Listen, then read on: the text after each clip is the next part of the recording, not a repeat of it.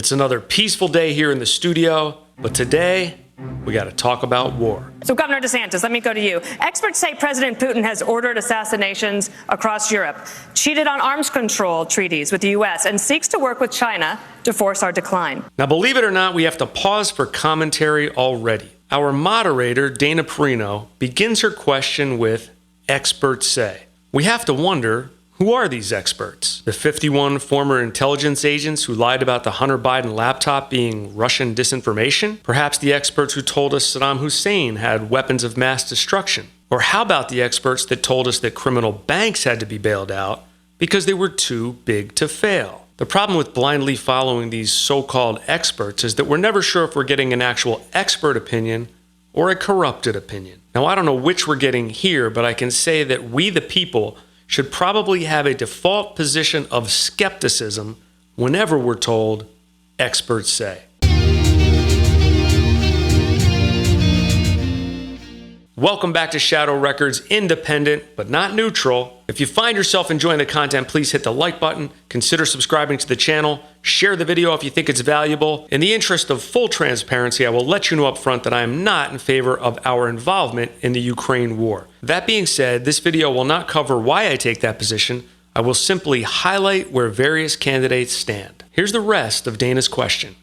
President Reagan believed that if you want to prevent a war, you better be prepared to fight one. Today, the Republican Party is at odds over aid to Ukraine. The price tag so far is $76 billion. But is it in our best interest to degrade Russia's military for less than 5% of what we pay annually on defense, especially when there are no U.S. soldiers in the fight? Wow. She literally just delivered a sales pitch for supporting this war embedded in that question. Now, I don't know if she wrote that question, but it was surely someone who works for Fox Business or Univision. Whoever's responsible for it is clearly all in for the continuation of this conflict. Not to mention, the way it's worded will make it much more comfortable to answer in favor of the war than against it. Let's see how DeSantis handles it. It's in our interest to end this war, and that's what I will do as president. We are not going to have a blank check. We will not have U.S. troops, and we're going to make the Europeans do what they need to do. But they've sent money to pay bureaucrats' pensions and salaries and funding small businesses halfway around the world. Meanwhile, our own country is being invaded. We don't even have control of our own territory. We have got to defend the American people before we even worry about all these other things. And I watch these guys in Washington, D.C., and they don't care about the American people. They don't care about the fentanyl deaths. They don't care about the communities being overrun because of this border. They don't care about the Mexican drug cartels. So as Commander-in-Chief, I will defend this country's sovereignty. I like his answer here. DeSantis has been difficult to pin down on his Ukraine war position. Early on in his campaign, it was clear that he saw it as more of a territorial dispute and did not support our current level of involvement. He later kind of backtracked on that, but here he comes out and clearly states that he believes it's in our best interest to end this war. I believe what's happening with DeSantis is somewhat obvious. He has a military background, he's fought in Iraq, and I believe his conscience is telling him that we should not be heavily involved in the Ukraine conflict. That being said, there are likely powerful people backing him who would like him to take a more favorable stance towards the war. That's not surprising. You can see that pressure on every single candidate who's part of the Washington machine. The question I have is, if Ron DeSantis gets into the White House, which force is going to win that battle? His conscience or the powerful people pushing for this war? From what I've observed, DeSantis does go with his conscience more than most politicians, so I'm holding out hope that he will be a viable anti-war candidate. But now, watch the war hawks descend. But it's not a territorial dispute. It's never been a territorial dispute. It's about territory on the border of Russia and Ukraine. Isn't that the definition of a territorial dispute? Only if you believe the propaganda that the evil Putin has a secret desire to take over the world can you see this as anything other than a territorial dispute. And we get the same establishment theme from Christie. And let me tell you, if you think that's where it's going to stop, if we give him any of Ukraine, next will be Poland. You know, like when Saddam Hussein had a secret desire to use weapons of mass destruction against America and its allies. Haven't we heard this story before? Let's see what Vivek has to say. Exchange. We have to level with the American people. We have to level with the American people on this issue.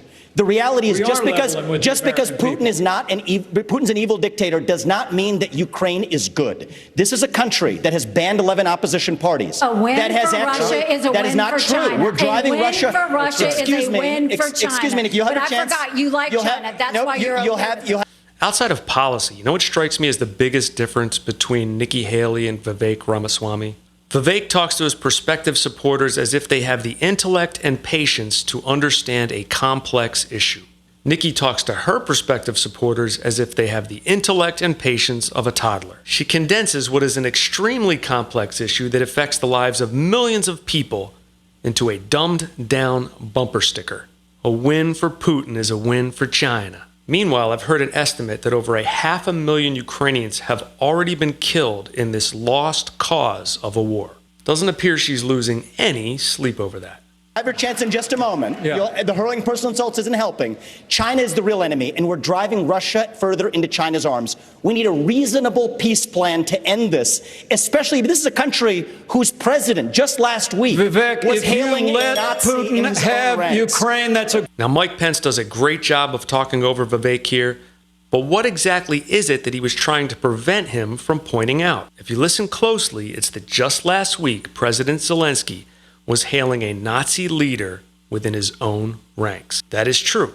It's well known that the Ukraine military has a Nazi battalion called the Azov Battalion.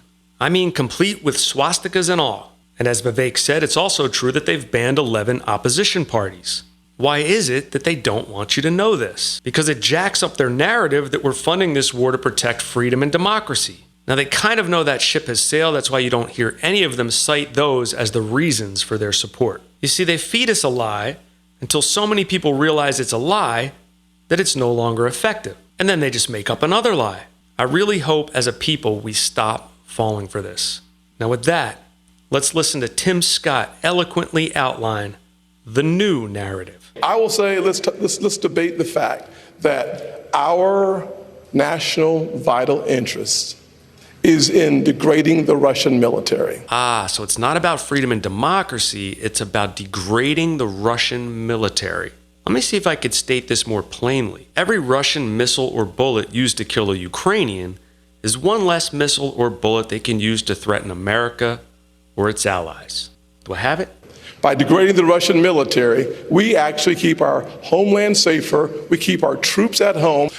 So at the end of the day, when you think about the fact that if you want to keep American troops at home, an attack on NATO territory would bring us and our troops in. By degrading the Russian military, we reduce, if not eliminate, an attack on NATO territory. And that's coming from a man of faith. I don't know. Funding the slaughter of countless Ukrainian and Russian youth in order to prevent some hypothetical future conflict doesn't seem morally sound to me. Most Americans believe in their right to self-defense, but few believe in their right to preemptively kill hypothetical potential threats. Now, why should our government abide by a different moral code? In my humble opinion, we should only engage in war if we are attacked or directly threatened, not merely threatened in our imagination. I believe we can be safe without perpetual war. Now, you'll notice I didn't include any clips from Mike Pence. It's more of the typical Russian fear-mongering. Personally, I think he's gotten enough TV time already. He has absolutely no chance in this race. And that's how I see it, my friends. Please leave a comment. I'd love to know what you think. Hit the like button if you've enjoyed the content. Share the video. I'm Scott for Shadow Records. See you soon.